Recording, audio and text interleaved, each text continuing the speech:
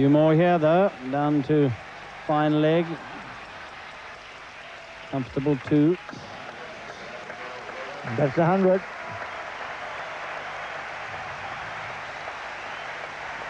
Without loss. Good start for South Africa. And it's going to be a really uphill battle for Pakistan to save this one now. So Wasim Akram has come back and right away has started to do a bit of probing. And that's close. He's gone with him. That's a leg before decision given by umpire Mitchley. So Wasim Akram takes his opposite number. Kepler Wessels, the break has been made as Wasim Akram comes back, and in his first over, immediately very testing and getting the wicket. A vital one this for Pakistan, going over to the left-hander, and that was pretty much down the slot.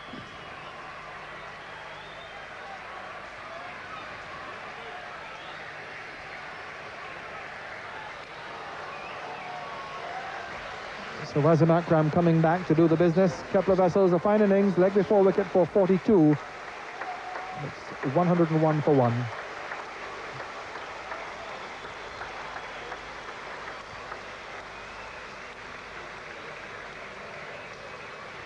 This will give us an indication of the height, which I don't think was a factor at all. You see, he's not that far forward either.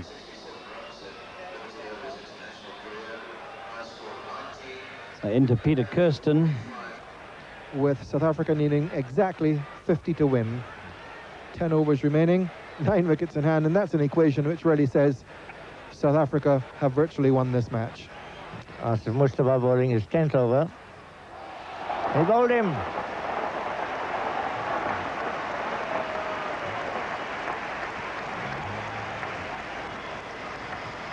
Kirsten out.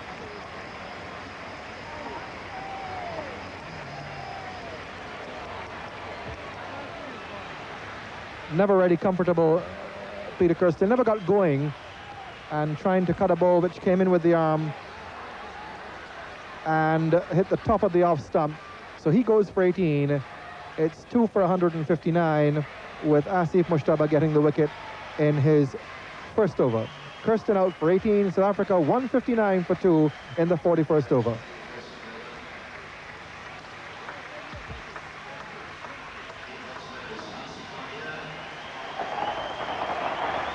The dismissal of Kirsten, bowled by Asif Mustafa. He's had a good match as Asif Mustafa. He top scored for Pakistan, and now he's got one of the 2 wickets that have fallen. The other's been taken by Wasim Akram. And this is Hansi Cronje. Average of 36.67. Pakistan's 208 on this wicket represents a batting failure, and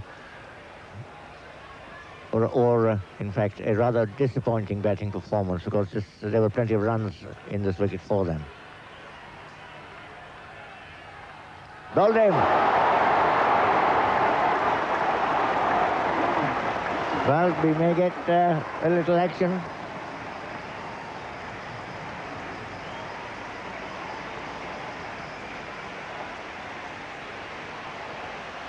Well, a rather loose shot that finished Andrew Hudson's innings. It did come back a long way. Off stump taken out, a good delivery, but still he played it loosely. And he goes for 93. Here's the reception for Andrew Hudson, bowled by Waqar Younis, 93.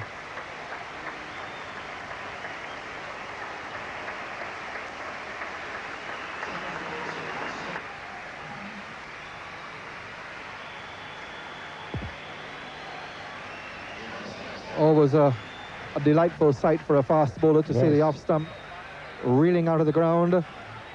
It was a good delivery, and Andrew Hudson playing loosely, driving rather early at it.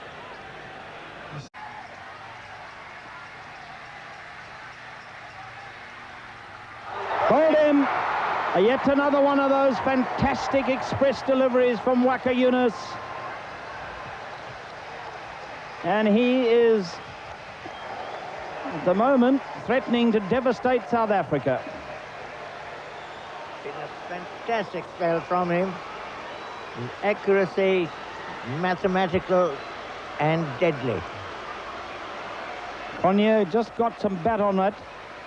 Waka Yunus bowling very cleverly, knowing that at this stage the batsmen are inclined to pull away, to square, give themselves room to play the shot. He fired it in at his pads on Yorker length, found the outside edge and hit his off stump.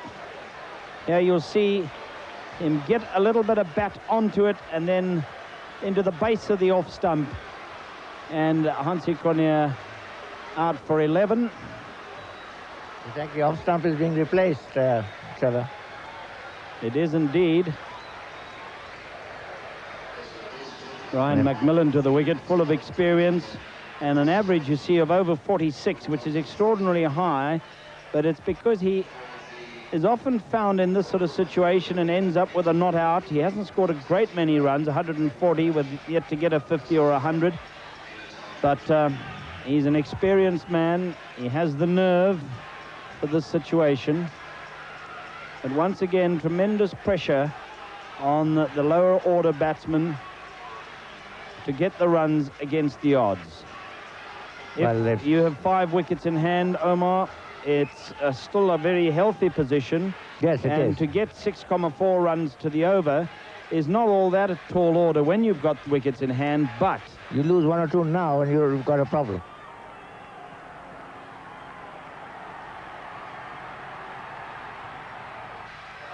There's misses. Oh, there's a run out. Run out. There could be more. They could all be run out, quite frankly. In fact, it's Jonty Rhodes who's out, but you take your choice of which one to run out.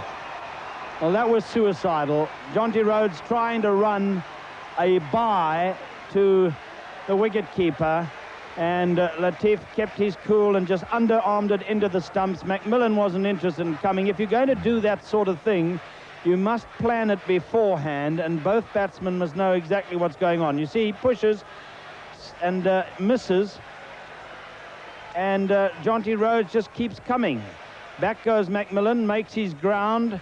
Rhodes is out by a mile, and so he's the one who has to walk just to make sure that they were going to get the decision. The ball was lobbed to many ready hands at the other side. Yes, and the wicket's broken. And someone actually protecting the wicket. Well, they pulled it out. A stump, that's what you've got to do if you brush the wickets and the bails fall off and you haven't actually broken the wicket properly. And he pulled out a stump, and just to make sure, but he didn't need to do it. Jonty Rhodes had been run out, and enter Dave Richardson, the wicket-keeper, who likes to just run them down to third man and so give the other batsman the strike. But they're now both new batsmen at the wicket, and with South Africa still 28 runs shy, this was madness. Yes, I mentioned that earlier on, so that's the last thing South Africa wants, is a run out. That's exactly what you got. But to get it in this fashion, yes, it's crazy.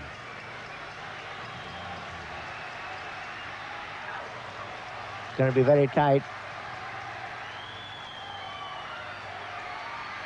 Oh, they're taking absolutely suicidal runs now, and he's run out again by a mile.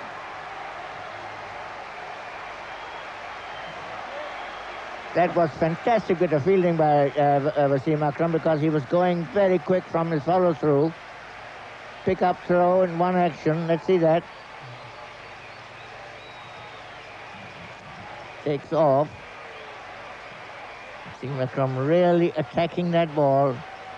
One action. Out by yards.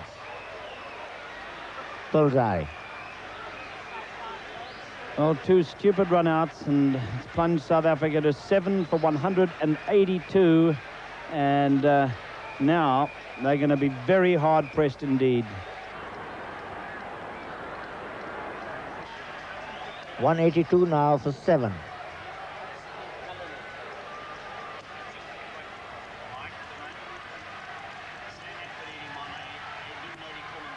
That's going to be 4. Now that again tilts the balance of this game. This is the sort of match this has turned out to be. Well, that was a marvellous cricket shot by Dave Richardson through the covers, and that's what South Africa needs. He needs a few more boundaries like that. So 189, so 20 runs needed by South Africa. 20 runs off 9 deliveries. You've got to make contact every ball. And this is going to be 4 runs, I think. Yes, it is indeed 4 runs of an outside edge. They all count, though. So 16 runs required. What a match. Not recommended for the weak and heart.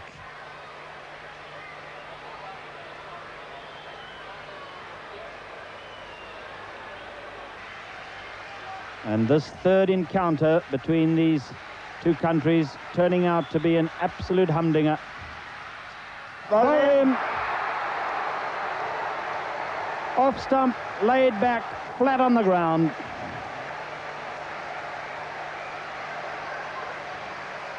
What a match. Again, it swung round.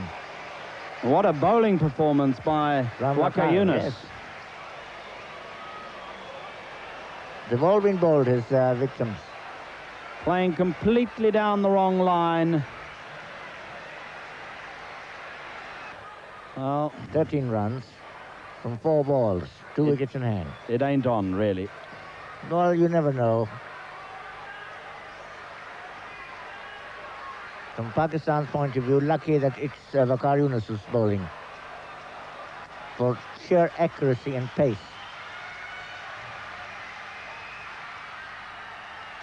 They swung him round. They get 1, and they go for the second. There should be a run out, and he should be gone. Yes, he's gone out. Run out.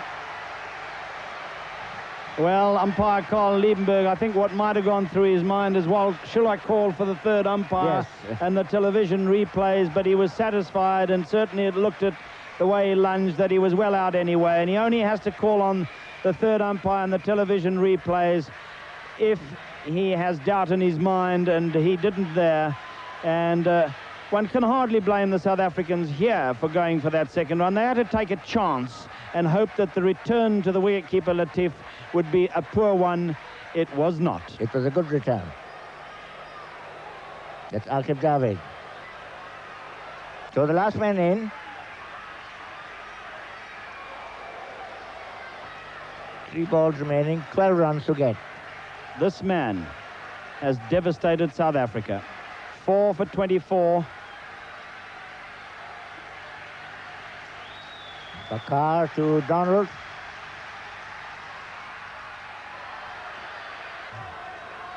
And South Africa, having beaten Pakistan in the only 2 previous one-day internationals, only 2 previous matches they've ever played against each other. This is wonderful revenge. Waqar to Donald. The last ball bowled him, and Pakistan have won. Yes, they've won in magnificent fashion, and Waqar Younis